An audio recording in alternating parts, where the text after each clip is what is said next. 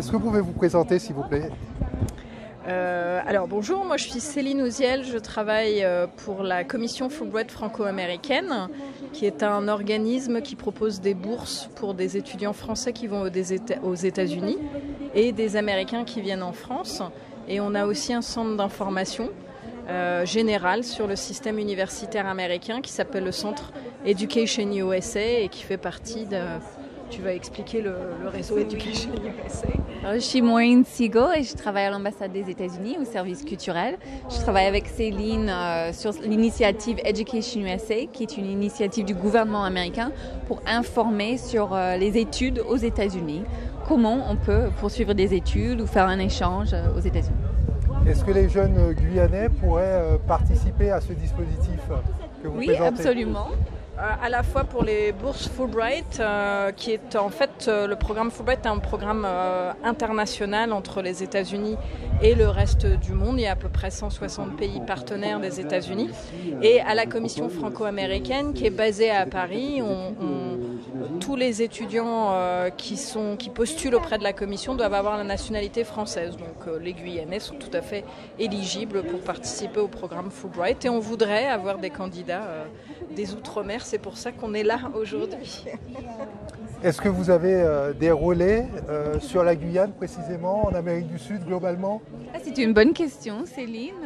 Non, désolée, on a que... Moi j'aimerais bien. Oui. J'aimerais bien être basée en Guyane.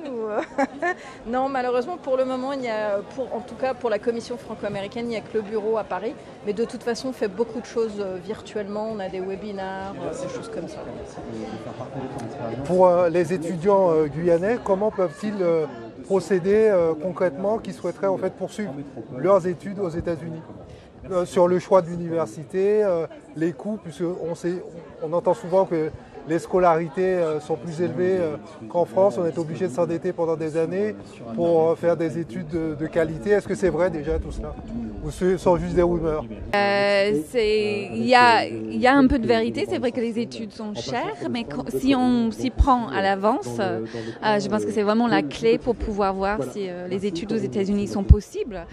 Je pense que si pour un élève qui est intéressé, la première chose à faire, c'est d'aller sur notre site de Education USA en France, parce qu'on a vraiment toutes les étapes à suivre à partir de la première année du lycée, si on est intéressé, les bases de données pour trouver l'université la plus appropriée en triant en fonction de ses moyens, de ses intérêts, du genre d'université qui nous intéresse. Donc je pense que c'est vraiment le point de départ. Céline, est-ce que vous avez... Alors, je pense qu'en fait, il faut peaufiner son projet. De toute façon, pour tout projet d'études à l'étranger, il faut... s'y prendre longtemps à l'avance pour essayer de voir quel est le budget à prévoir, etc. Et il y a des moyens de partir sans avoir à dépenser des centaines de milliers de dollars. Donc vous avez par exemple après le bac un système qui s'appelle les Community College. Ce sont des établissements qui sont beaucoup moins chers que la plupart des universités américaines. Ils sont très ouverts vis-à-vis des étudiants internationaux. Et c'est très facile d'y entrer même si on n'a pas un niveau d'anglais extraordinaire. Après, quand on a par exemple aujourd'hui, vous avez beaucoup d'étudiants des Outre-mer qui ont commencé déjà leurs études supérieures en France. En France, il y a énormément d'universités françaises et je pense que même les universités de Guyane proposent des échanges universitaires avec les États-Unis. Et le but, c'est d'aller dans l'université partenaire pour prendre des cours et on ne paye ses frais de scolarité que dans son université d'origine en France, donc pas grand-chose, et on est exempté des frais de scolarité aux États-Unis. Et souvent, on peut avoir même des bourses du département. Okay. Où êtes-vous installé en France? Alors, nous, on a un bureau à Paris, dans le 16e.